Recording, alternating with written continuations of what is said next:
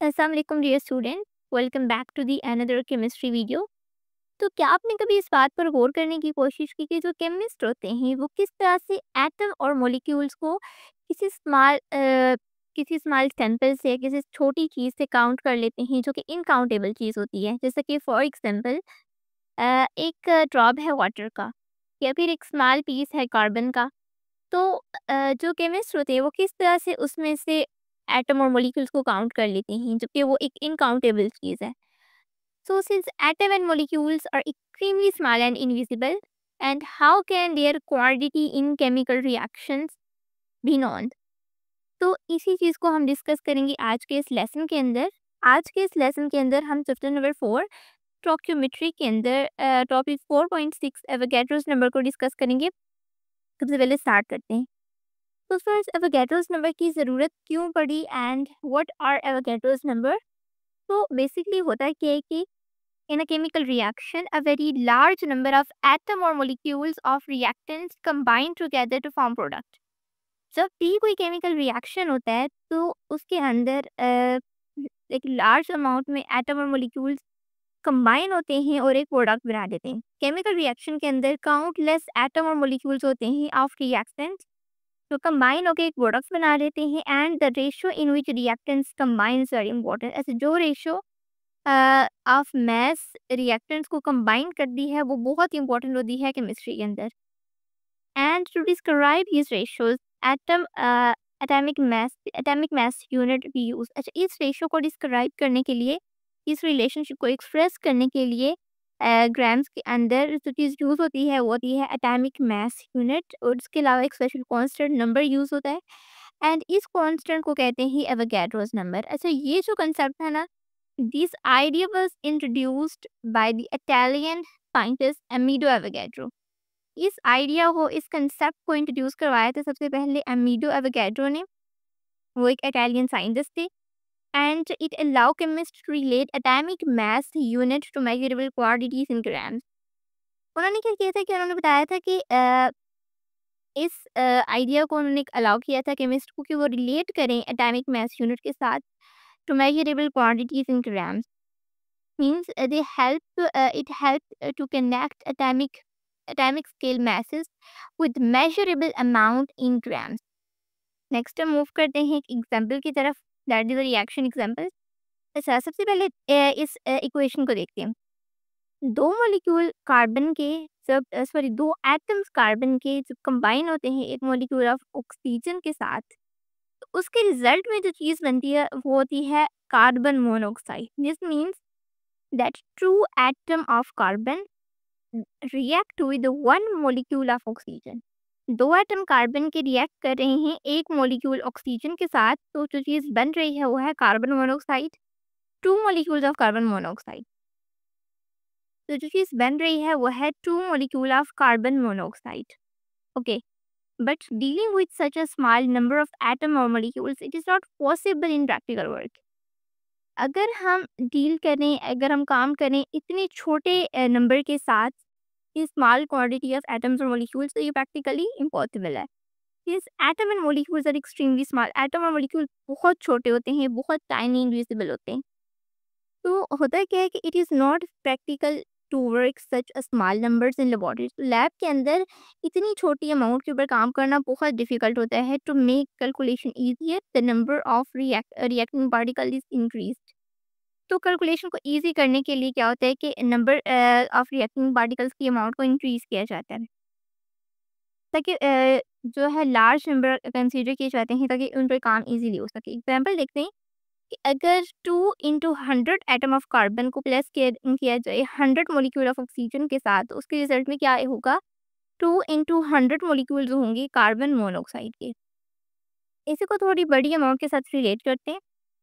अगर 2 into 1000 molecules of carbon plus कर दिया जाए 10,000, sorry 2 into 10,000 atom of carbon को प्लस किया जाए 10,000 मॉलिक्यूल्स ऑफ ऑक्सीजन के साथ, तो हमारे पास अमाउंट आएगी 2 into 10,000 molecule of carbon monoxide. तो हमारे पास कार्बन मोनोऑक्साइड आएगी। तो this ratio remain the same, but the number are very small for use in laboratory calculation. तो ये जो रेशो है ये सेम है इस रिएक्शन के अंदर, लेकिन ये नंबर बहुत छोटा है for the practical use. Next हम मूव करते हैं। इस प्रॉब्लम को सॉल्व करने के लिए साइंटिस्ट ने एक बहुत लार्ज नंबर यूज़ किया, जिसको हम एवोगैड्रोस नंबर कहते हैं। एवोगैड्रोस नंबर क्या होता है? 6.022 इंटू 10 रेज़ टू पावर 23। अच्छा, ये जो नंबर है ना, ये आपको ऐसे याद करना होगा। ये बहुत सारी कैलकुलेशन में फिजिक्स एंड केमिस्ट्री के अंदर बहुत सारी डिफरेंट कैलकुलेशंस के अंदर ये नंबर यूज़ होता है। तो ये आपको एज़ इट इज़ इसको याद करना होगा।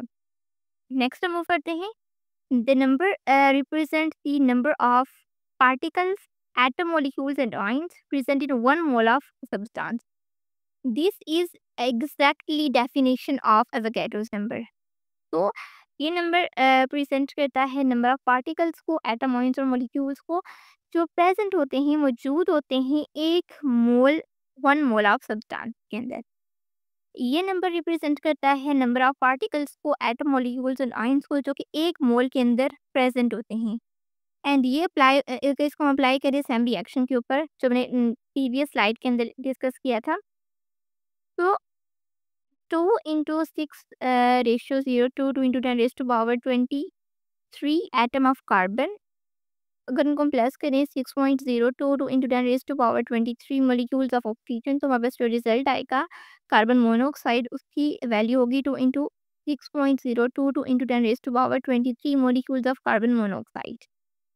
तो ये हमारे पास उसकी कार्बन मोनोऑक्साइड की वैल्यू आएगी। नेक्स्ट हम मूव करते हैं नेक्स्ट स्लाइड पे, कन्वर्जन ऑफ मास। इसको हम कन्वर्ट करते हैं मास के अंदर। Okay, now let this reaction be express in the terms of grams by using atomic masses. अब हम इसको एक्सप्रेस करते हैं ग्राम्स के टर्म में एटॉमिक मासेस को यूज करते हुए।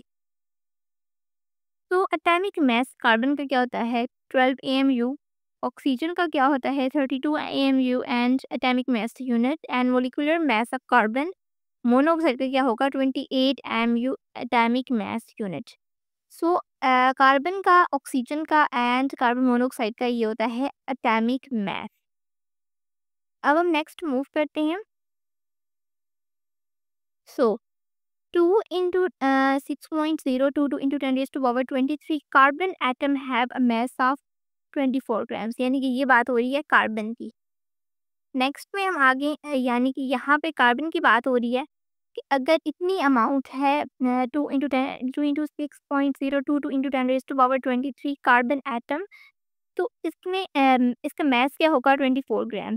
सेम अगर 6.022 × 10 raise to power 23 molecules oxygen के होंगे, तो इसका मास होगा 32 gram. And 2 × 6.022 × 10 raise to power 23 value है कार्बन मोनोऑक्साइड की, तो इसका मास होगा 56 ग्राम। यानी कि अब हमने इस सारी वैल्यू को मास में चेंज कर दिया है एंड हमारे पास जो अब वैल्यू आ रही है वो ग्राम्स में आ रही है। So thus the reaction can be written. अच्छा, अब हम स्टैम्प रिएक्शन को ग्राम्स की फॉर्म में लिखेंगे, तो ये हमारे लिए फाइंड आउट करना बहुत ईजी हो जाएगा। अब 24 ग्राम होगी कार्बन, 32 ग्राम होगी ऑक्सीजन। अब अगर हम इनको प्लस करेंगे तो हमारे 56 ग्राम आ जाएगी कार्बन मोनोऑक्साइड। तो अगर हम इसको बड़ी वैल्यूज़ में चेंज करते हैं तो हम इसको इजीली कैलकुलेट कर सकते हैं। नेक्स्ट स्लाइड पे मूव करते हैं मास रेशो। तो इससे हमें क्लियरली पता चल गया, from this it is clear that 24 grams of carbon जब रिएक्ट करता है 32 ग्राम ऑफ ऑक्सीजन के साथ, तो जो चीज़ प्रोड्यूस होती है वो कार्बन मोनोऑक्साइड होती है एंड उसकी अमाउंट होती है 56 ग्राम। So this ratio of masses is very useful in laboratory calculation because it can connect atomic scale quantities with the real measurable amounts. ऐसा ये वैल्यू, ये रेशियो, ये वैल्यू बहुत ज़्यादा इंपॉर्टेंट होती है लेबोरेटरी कैलकुलेशन के अंदर, क्योंकि जो पहले हम वैल्यू देख रहे थे वो बहुत छोटी थी एंड उसको हम फाइंड आउट नहीं कर सकते थे, लेकिन अगर हम उसको थोड़ी बड़ी वैल्यू में चेंज करते हैं तो हम इजीली इसको फाइंड आउट कर सकते हैं। तो ये रेशियो बहुत मैथ्स की बहुत इंपॉर्टेंट होती है लेबोरेटरी कैलकुलेशन के लिए, क्योंकि ये एटॉमिक स्केल को कनेक्ट करती है रियल मेजरेबल अमाउंट के साथ। नेक्स्ट स्लाइड पे मूव करते हैं। This is exactly definition of Avogadro's number. Its Avogadro's number is defined as the number of particles, atom, molecules, and ions present in 1 mole of a substance, and its value is 6.022 into 10 raised to power 23. यानी कि Avogadro's number की definition क्या है कि number of particles जो atom, molecules और ions होते हैं, ये 1 मोल ऑफ सब्सटेंस के अंदर प्रेजेंट होते हैं and this is Avogadro's number. ऐसा नंबर जो बताता है नंबर ऑफ पार्टिकल्स, एटम और मॉलिक्यूल्स जो प्रेजेंट होते हैं 1 मोल ऑफ अ सब्सटेंस के अंदर, that is Avogadro's number. Last में हम कुछ क्वेश्चंस को डिस्कस करेंगे एंड अपना लेक्चर एंड करेंगे। सबसे पहला क्वेश्चन है, how many atoms are present in 12 gram of carbon. अब यहाँ पर क्वेश्चन है कि 12 ग्राम ऑफ कार्बन के अंदर कितने एटम्स प्रेजेंट होते हैं। तो 12 ग्राम ऑफ कार्बन इक्वल होता है 1 मोल। 12 gram of carbon is equal to the 1 mole. So 1 mole contains 6.022 into 10 raised to power 23 atoms. So therefore 12 gram of carbon contain 6.022 into 10 raised to power 23 atoms.